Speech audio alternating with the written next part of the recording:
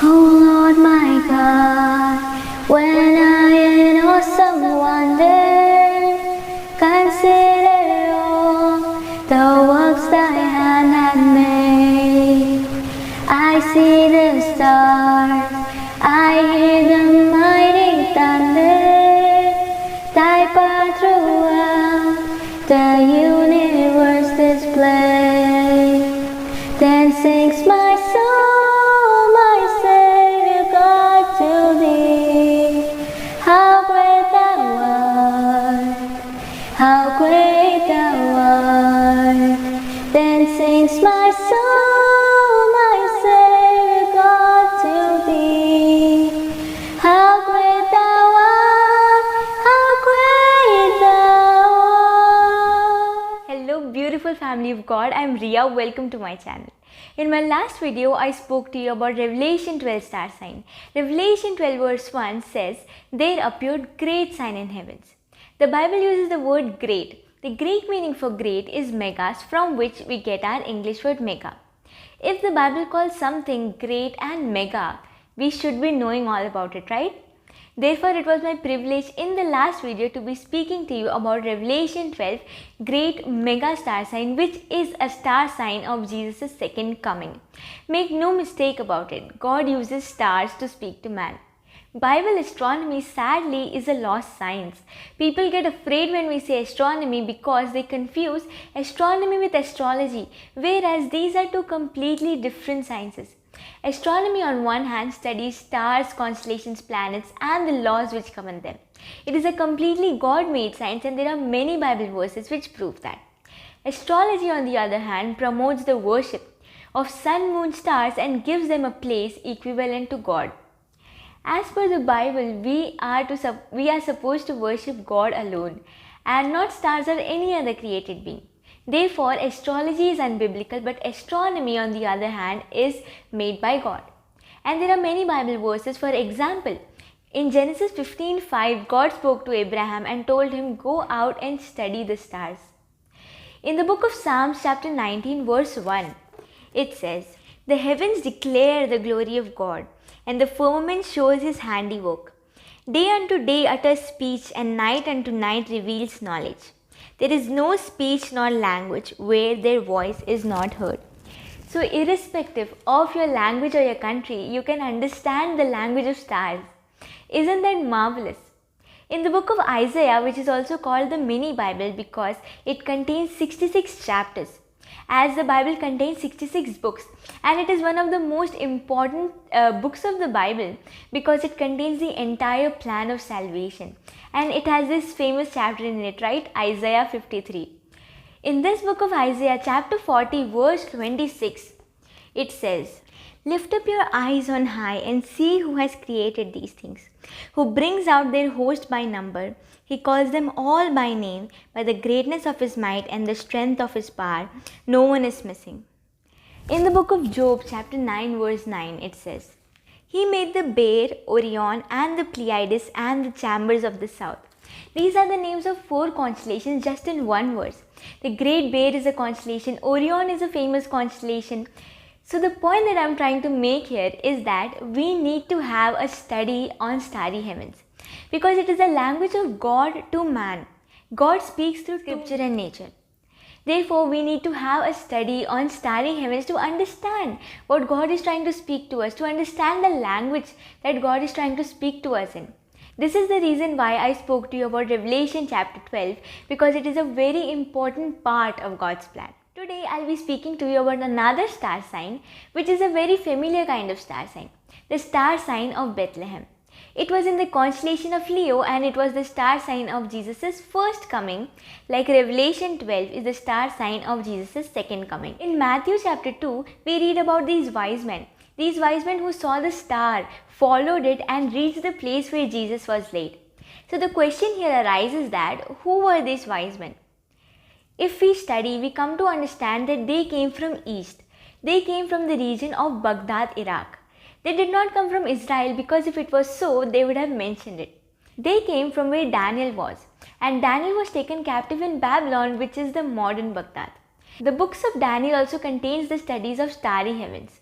And Daniel was the one who used to train these magi, whom the Bible calls wise men. These wise men knew all about the timing because Daniel had given a prophecy, a time prophecy. So as soon as they saw the star, they traveled 1067 kilometers by foot with camels. They traveled from Iraq to Bethlehem, and then they found Jesus, and they were the first ones to worship him. And it is just a myth that there were only 3 wise men. There were a caravan of wise men who saw the star and followed it and went and worshipped Jesus. They were the first ones to worship him. But looking at that time, the people of Israel were not aware about it. How is it possible? Because Herod during that time was not aware about it. And Israel had huge systems of temple worships, priest, high priest who used to study these prophecies day and night. But when the star sign appeared, they did not know about it. Rather, the outsiders who came from Baghdad, they came to Bethlehem and then they met Jesus and worshipped him. But Israel was not aware about it. If we read Luke chapter 2, here we see that angels are ministering to shepherds and speaking to them about the birth of Jesus. In the same chapter, if we read verse 25 onwards, we see a mind-boggling thing happening. So here the scenario is that Jesus is born, the Messiah is born, and he has been taken to the temple for circumcision.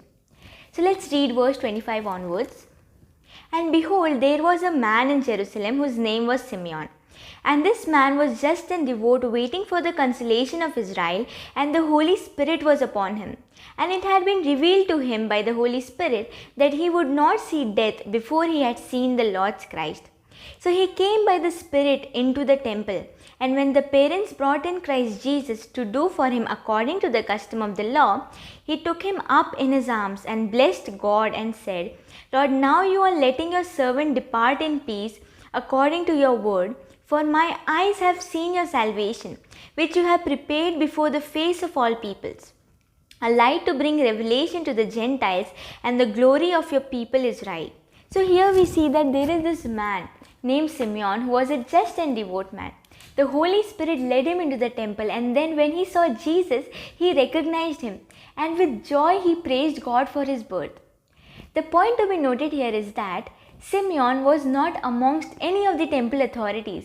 He was not amongst the priests or the scribes or any of the high priests or anything like that.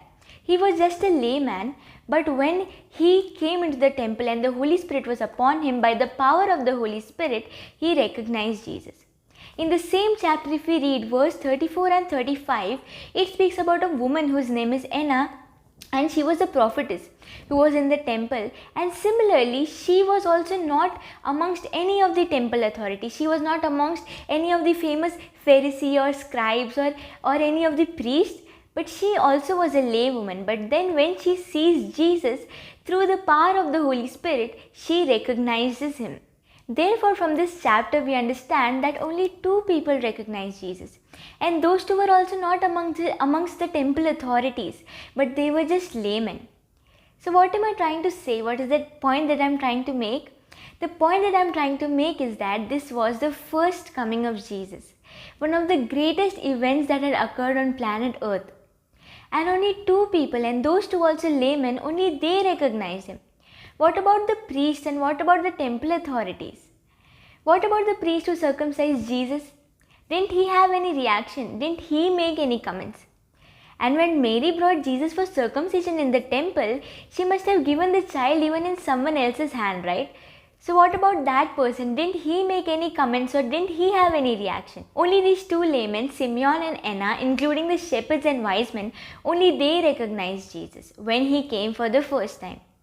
So what is the point that I am trying to make? What am I trying to say?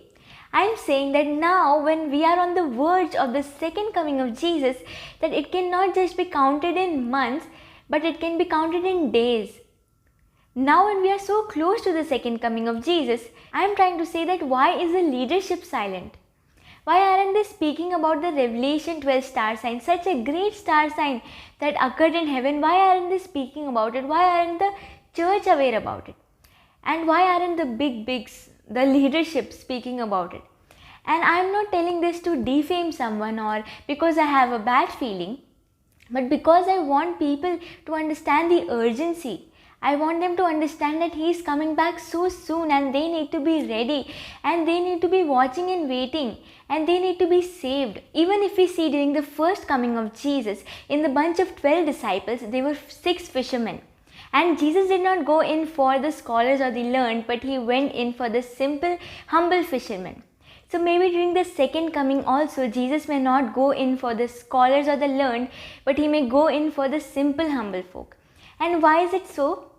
It is because the simple, humble folk have opened their heart to receive the second coming of Jesus, and they are waiting and they are ready to speak about it. They are ready to receive it. God wants to give gifts to everyone, but if our heart is not ready to receive it, He is not going to force it upon us. Therefore, we need to believe upon the rapture itself first, right? Because if we do not believe upon it, God is not going to forcefully take us away or forcefully push it upon us. If we believe it, only then we can receive it. Therefore, it is time, my dear brothers and sisters, that we wake up and we understand the signs that God is giving that is going to lead to the rapture. As during that time, Israel, they did not recognize the star sign of Bethlehem and they missed the first coming of Jesus. If now we do not recognize the star sign, the Revelation 12 star sign of the second coming of Jesus, we may miss His second coming. Therefore, we need to wake up and study the scriptures, study the signs that God is giving us, so that we may understand His plan for us as a church.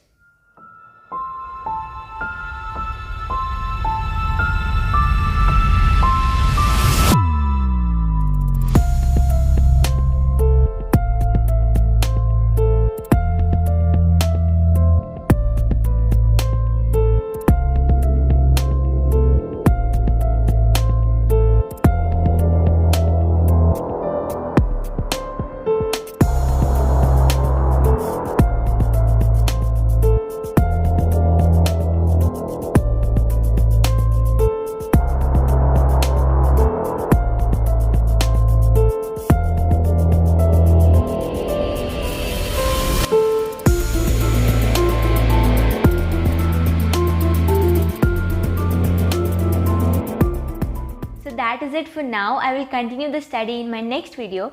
I hope that you enjoyed the video, and if you did, I would love to hear from you in the comment section. And if you haven't subscribed yet, do subscribe.